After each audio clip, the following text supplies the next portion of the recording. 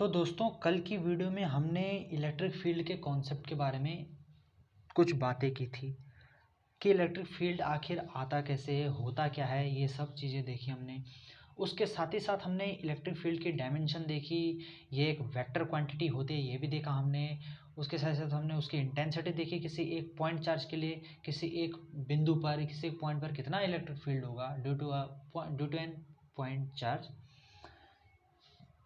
आज हम दूसरे टॉपिक की तरफ बढ़ते हैं। आज का हमारा टॉपिक है इलेक्ट्रिक फील्ड लाइंस। यानी इलेक्ट्रिक फील्ड लाइंस होती क्या चीज़ हैं, ये कैसी होती हैं, क्या है, इन सब चीज़ों के बारे में हम डिस्कस करेंगे। अब देखिए, जैसे हवा होती है, विंड, एयर होती है। अब एयर हमें दिखती नहीं है, एयर होती कैसे है ना, हमें दिखती नहीं। तो उसे हम बनाने के लिए हम क्या करते हैं, कुछ लाइंस ड्रॉ कर देते हैं ऐसे कि हाँ ऐसे कुछ लहर टाइप सी होगी एयर, ये होगी हमारी एयर। इस टाइप से हम कुछ लाइंस ड्रॉ कर देते हैं और इसे हम बोल देते हैं कि एयर ऐसी होती है, एयर ऐसे बहती है। और इसमें एरो दिखा देते हैं हम कि इस तरफ ऐसे एयर बह रही है। ऐसे ही इलेक्ट्रिक फील्ड लाइंस के केस में भी है। अब कल हमने इलेक्ट्रिक फील्ड के बारे में इतनी सारी बातें की कि इलेक्ट्रिक फील्ड एक हमारे पास चार्ज होता है, वो चार्ज का काम होता है इलेक्ट्रिक फील्ड को जनरेट करना, और फिर इलेक्ट्रिक फील्ड क्या करेगा, फोर्स लगाने का काम करेगा। अब देखिए,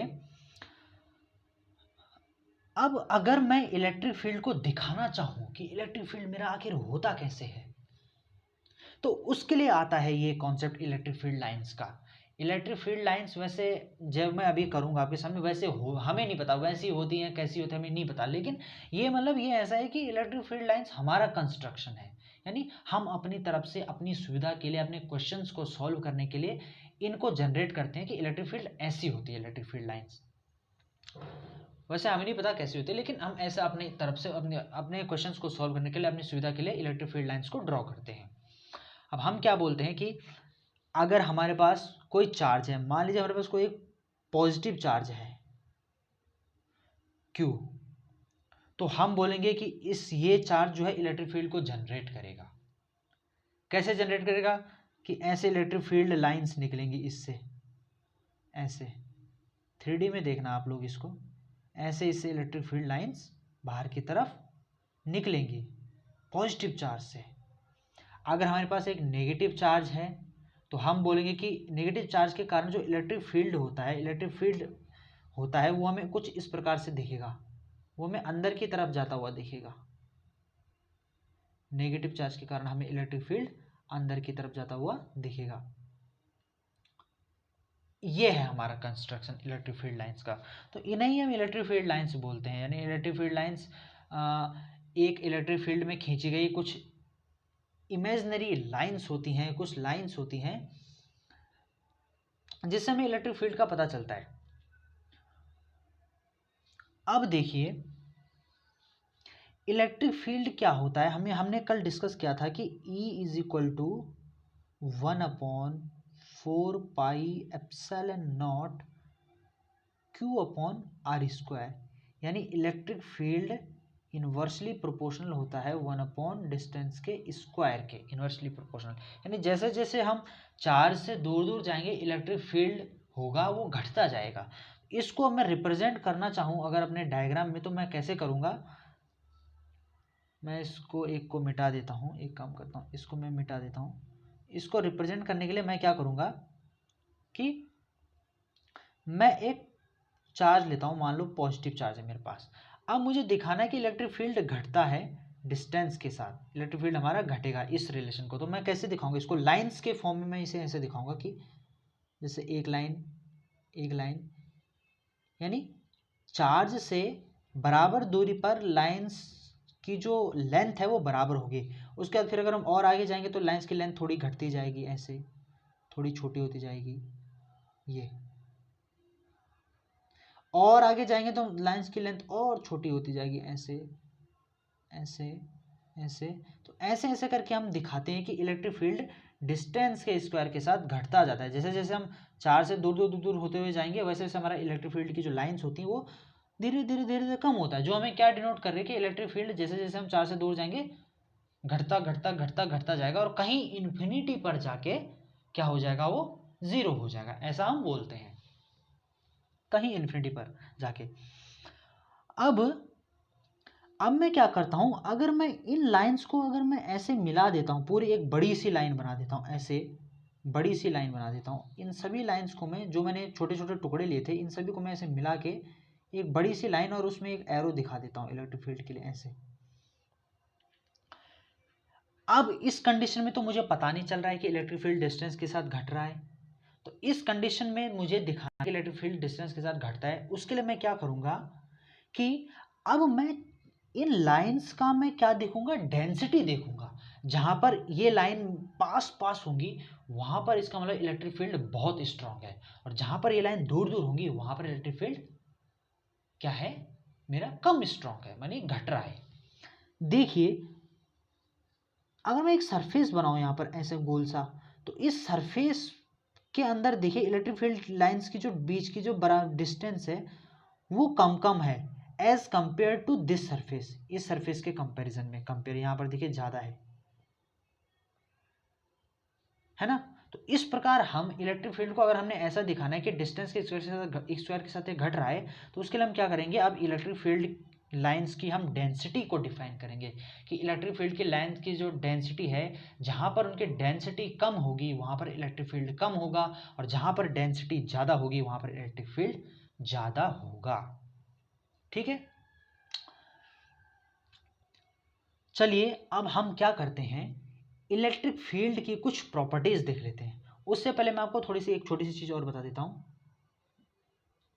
कि जैसे देखिए हमारे पास अगर कहीं पर अगर पॉजिटिव चार्ज है तो इसके कारण इलेक्ट्रिक फील्ड हमेशा बाहर की तरफ होगा, और अगर इस पॉजिटिव चार्ज के सामने अगर मैं यहाँ पर एक नेगेटिव चार्ज रख दूं, इस कंडीशन में अगर मैं इन दोनों का कंबाइंड इलेक्ट्रिक फील्ड बनाना चाहूँ तो मैं कैसे बनाऊंगा, मैं क्या होता है कि पॉजिटिव चार्ज से इलेक्ट्रिक फील्ड हमेशा दूर भागता है, और नेगेटिव चार्ज की से इलेक्ट्रिक फील्ड अंदर की तरफ जाता है। ऐसे ही पॉजिटिव चार्ज से इलेक्ट्रिक फील्ड दूर भागेगा और नेगेटिव चार्ज की तरफ जाएगा। ऐसे दिखाऊंगा मैं अपनी इलेक्ट्रिक फील्ड लाइंस को।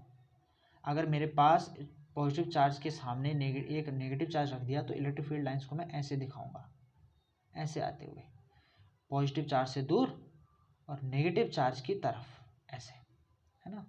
ये मेरा बन जाएगा electric field lines, negative charge की तरफ, पॉजिटिव चार्ज से दूर। ठीक है, अब हम कुछ इनकी प्रॉपर्टीज के बारे में डिस्कस कर लेते हैं। देखिए जो इलेक्ट्रिक फील्ड की जो पहली प्रॉपर्टी है, पहली प्रॉपर्टी यह है कि electric field lines positive charge से निकलेंगी और नेगेटिव चार्ज पर क्या होंगी, ये खत्म होंगी। लेकिन मान लो अगर रास्ते में कोई भी नेगेटिव चार्ज नहीं है, तब ये electric field lines positive charge से निकलेंगी और इनफाइनाइट तक फैलती जाएंगी। हाँ, ये बात अलग है कि उनकी इंटेंसिटी इनफाइनाइट तक, उनकी इंटेंसिटी ज़्यादा जाते जीरो हो जाएंगी, यानी इन्फिनिटी पर खत्म होंगी इलेक्ट्रिक फील्ड लाइंस जो भी है। तो इलेक्ट्रिक अगर ऐसी अगर नेगेटिव चार्ज है तो इन्फिनिटी से इलेक्ट्रिक फील्ड लाइंस आएंगी और नेगेटिव चार्ज की तरफ खत्म होंगी, नेगेटिव चार्ज में आके खत्म होंगी, ऐसे हम इनको बोलते हैं। और बीच में स्पेस में बीच में कहीं पर भी ये ब्रेक नहीं हो सकती, कहीं पर भी ये टूट नहीं सकती, ये मतलब कॉन्टिन्यूअस लाइंस होती है हमेशा, ये बीच में ब्रेक नहीं हो सकती है। और ध्यान रखना ये सब हमारा कंस्ट्रक्शन है। ठीक है, दूसरी प्रॉपर्टी ये है कि जो इलेक्ट्रिक फील्ड लाइंस होती हैं वो किसी भी पॉइंट पर, उस इलेक्ट्रिक फील्ड लाइन के किसी भी पॉइंट पर अगर हम एक टेंजेंट खींच दें तो वो टेंजेंट हमें इलेक्ट्रिक फील्ड की डायरेक्शन बताता है। उस पॉइंट पर हमें वो टेंजेंट क्या करेगा, इलेक्ट्रिक फील्ड के लाइंस के, अगर हम एक टेंजेंट खींच देंगे किसी एक पॉइंट पर तो उस पॉइंट पर वो टेंजेंट हमें जो नेट इलेक्ट्रिक फील्ड होगा उस चार्ज के कारण उसकी डायरेक्शन बताएगा। जैसे ये देखिए पॉजिटिव चार्ज से इलेक्ट्रिक फील्ड निकल रही है बाहर। अब यहाँ पर अगर मान लो मैं इस पॉइंट पर अगर मैं टेंजेंट खींचूँ तो मैं कैसे खींचूंगा, टेंजेंट मतलब कि जो किसी एक पॉइंट से होकर ऐसे में जाती है। देखिए यहाँ पर टेंजेंट मेरी लगभग ऐसे आएगी, तो ये जो टेंजेंट है ये मुझे इलेक्ट्रिक फील्ड की डायरेक्शन बता रही है। ठीक है, और ये इलेक्ट्रिक फील्ड की डायरेक्शन प्लस चार्ज से बाहर की तरफ है, ऐसा। ठीक है, ऐसे नेगेटिव चार्ज के लिए भी मैं कर सकता हूँ, यहाँ पर एक टेंजेंट बनाई और ये मेरी टेंजेंट हो गई। तो यहाँ पर मुझे क्या दिख रहा है कि इलेक्ट्रिक जो ये टेंजेंट है ये नेगेटिव चार्ज की तरफ डायरेक्ट कर रहा है, यानी इलेक्ट्रिक फील्ड की डायरेक्शन नेगेटिव चार्ज की तरफ है। ठीक है। तीसरी जो इसकी प्रॉपर्टी है कि इलेक्ट्रिक फील्ड लाइंस कभी भी एक दूसरे को नहीं काटती, यानी नेवर इंटरसेक्ट ईच अदर, एक दूसरे को कभी नहीं काटेंगे। उससे होगा क्या, अगर ये काट लेंगे, मान लो एक इलेक्ट्रिक फील्ड लाइंस ऐसी है, दूसरी ऐसी है, दोनों ने काट दिया, ये इधर जा रही थी, ये इधर जा रही थी, दोनों ने एक दूसरे को काट दिया। इससे क्या होगा कि जहाँ पर काट रखा है इस इलेक्ट्रिक फील्ड लाइंस ने एक दूसरे को, उस पॉइंट पर अब मैं दो दो टेंजेंट बना सकता हूँ। बोलिए कैसे? एक तो इस लाइन के लिए बन जाएगी, कैसे में देखिए, एक टेंजेंट मेरी ऐसे में बन जाएगी इस लाइन से होती है। मान लीजिए एक काम करता हूँ मैं, थोड़ा सा इसे मिटा देता हूँ, अच्छे से बताता हूँ। मान लीजिए एक इलेक्ट्रिक फील्ड लाइन मेरी ऐसी है और दूसरी मेरी ऐसी है, एक ऐसी जा रही है, एक ऐसी जा रही है। अब अगर जिस पॉइंट पर ये एक दूसरे को काट रही हैं उस पॉइंट पर मेरी एक टेंजेंट तो मेरी ऐसे में बनेगी, ये सीधा है, हाँ सीधे में समझना, और एक टेंजेंट मेरी ऐसे में बनेगी, दो टेंजेंट बन जा रही हैं। इससे क्या हो रहा है कि उस पॉइंट पर मुझे दो दो इलेक्ट्रिक फील्ड की डायरेक्शन मिल रही है। अब दो दो में से मैं कौन सी लूँ, मेरे पास कोई एक यूनिक चॉइस नहीं है, इसीलिए इलेक्ट्रिक फील्ड लाइंस एक दूसरे को कभी नहीं काटेगी, यानी हमेशा वो ऐसी होंगी, मतलब ऐसा नहीं कि जैसे ओरिजिनल या से, यानी ये वाली इसको काट दे, ये वाली इसको काट दे, ऐसा कभी नहीं होगा। ठीक है। तीसरी बात आती है कि जो इलेक्ट्रिक फील्ड लाइंस होती हैं, इलेक्ट्रिक फील्ड लाइंस क्या करती हैं कि अगर हमारे पास एक यूनिफॉर्म फील्ड है, यूनिफॉर्म इलेक्ट्रिक फील्ड को अगर हम दिखाना चाहते हैं, यूनिफॉर्म इलेक्ट्रिक फील्ड, तो उसके लिए हम इलेक्ट्रिक फील्ड लाइंस को हम हमेशा क्या करेंगे, पैरेलल लेंगे, यानी और इक्वल डिस्टेंस पर लेंगे। ऐसे ये मेरा दिखा रहा है यूनिफॉर्म इलेक्ट्रिक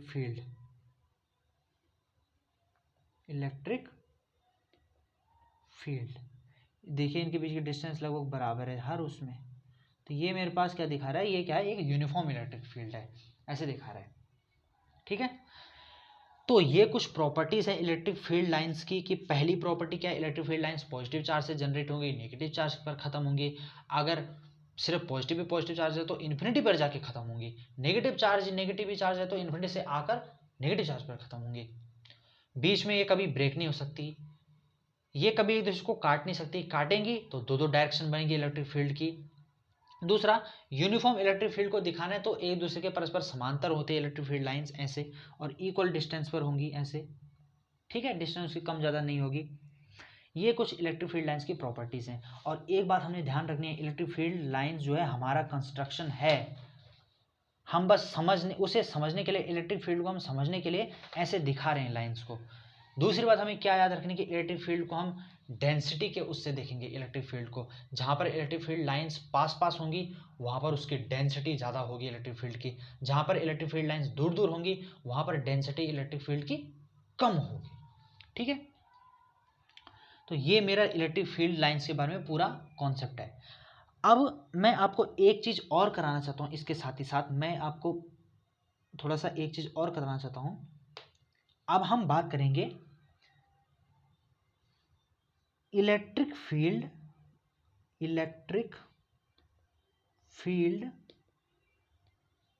ड्यू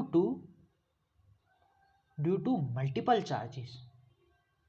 जैसे मैंने आपको फोर्स वाला बताया था कि इलेक्ट्रिक फोर्स कैसे होता है, मल्टीपल चार्जेस के कारण, ऐसी इलेक्ट्रिक फील्ड को की बात करेंगे हम ड्यू टू मल्टीपल चार्जेस। ठीक है। अब देखिए, एक काम करता हूँ, दूसरी स्लाइड लेता हूँ। अब देखिए, अगर मान लीजिए हमारे पास बहुत सारे चार्जेस हैं, मान लीजिए Q1 Q2 Q3, ऐसे मेरे पास n नंबर ऑफ चार्जेस हैं और इनका एक सिस्टम बना हुआ है। इनके सिस्टम के द्वारा मैं किसी एक पॉइंट पर नेट इलेक्ट्रिक फील्ड देखना चाहता हूँ। मान लीजिए ये मेरा P पॉइंट है, इस पॉइंट पर मैं एक नेट इलेक्ट्रिक फील्ड देखना चाहता हूँ, तो मैं क्या करूँगा, मैं यहाँ पर भी प्रिंसिपल ऑफ सुपरपोजिशन का अप्लाई करूँगा। प्रिंसिपल ऑफ सुपरपोजिशन क्या बोलता है कि अगर हम किसी एक चार्ज के कारण किसी एक मतलब अगर हमारे पास बहुत सारे चार्जेस हैं, तो अगर हम नेट इलेक्ट्रिक फील्ड देखना चाहते हैं या फिर नेट फोर्स देखना चाहते हैं, तो हम क्या करेंगे, प्रत्येक चार्ज के कारण अलग अलग से उस पॉइंट पर इलेक्ट्रिक फील्ड या इलेक्ट्रिक फोर्स निकालेंगे और लास्ट में सबको ऐड कर देंगे। यानी किसी एक चार्ज के कारण जो यहाँ पर इलेक्ट्रिक फील्ड होगा वो दूसरे चार्ज के कारण जो इलेक्ट्रिक फील्ड होगा उसको अफेक्ट नहीं करेगा, और ये एक्सपेरिमेंटली प्रूवन है। तो मैं क्या करूँगा, इस Q1 चार्ज से इसकी डिस्टेंस लेता हूँ, मान लीजिए मेरे पास ये है R1P मान लेता हूँ इससे, है ना, P पॉइंट से P पॉइंट तक, यहाँ से यहाँ तक की जो डिस्टेंस है वो है मेरे पास मान लीजिए R2P वेक्टर, यहाँ से यहाँ तक की डिस्टेंस है मेरे पास मान लीजिए R3P वेक्टर। ये मेरे पास डिस्टेंस आ गई। अब मुझे पता है एक सिंगल पॉइंट चार्ज के कारण इलेक्ट्रिक फील्ड होता है हमारे पास E इज इक्वल टू 1/4π/, उसकी जगह मैं K लिख रहा हूँ, K Q/R²। तो अब मैं और डायरेक्शन लूँगा तो R कैप डायरेक्शन हो जाएगी इसकी, है ना।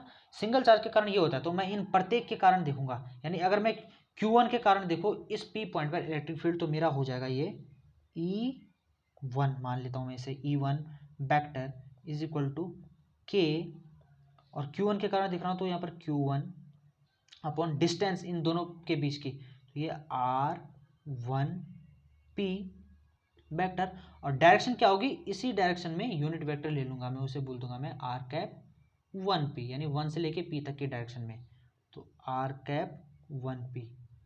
ये मेरा Q1 के कारण हो गया। ऐसे में Q2 के कारण देखो तो मेरा E2 हो जाएगा, E2 vector is equal to K Q2/R2P, क्योंकि 2 के कारण दिख रहे हैं, और R2P वेक्टर। ऐसे 3 के लिए हो जाएगा मेरे पास E3 vector is equal to K Q3/R3P vector, और सॉरी मैं यहाँ पर स्क्वायर लगाना भूल गया, R स्क्वायर होता है क्योंकि यहाँ पर स्क्वायर भी आ गया, और यहाँ पर आ जाएगा मेरे पास स्क्वायर आ जाएगा, और यहाँ पर भी स्क्वायर आ जाएगा, और ये आ जाएगा R कैप, ये 1P, ये 2P, और ये हो जाएगा मेरे पास 3P। ठीक है। अब मैं अगर नेट इलेक्ट्रिक फील्ड देखूं इस पॉइंट पर इन तीनों के कारण, तो मैं क्या करूँगा, इसको मैं ऐड कर दूंगा तीनों को, यानी मैं लिख दूंगा E net is equal to E1 plus E2 plus E3। ठीक है, इसके लिए मैं दूसरी स्लाइड ले लेता हूँ। मेरा जो नेट इलेक्ट्रिक फील्ड आ जाएगा उस P पॉइंट पर ड्यू टू दीज 3 चार्जेस, वो हो जाएगा मेरे पास E is equal to E1 क्या आ जाएगा मेरा, K Q1/R1P का स्क्वायर R कैप 1P। ठीक है। दूसरा हो जाएगा मेरे पास K Q2/R2P का स्क्वायर R2P कैप, और तीसरे के कारण हो जाएगा मेरे पास K Q3/R3P into R3P cap.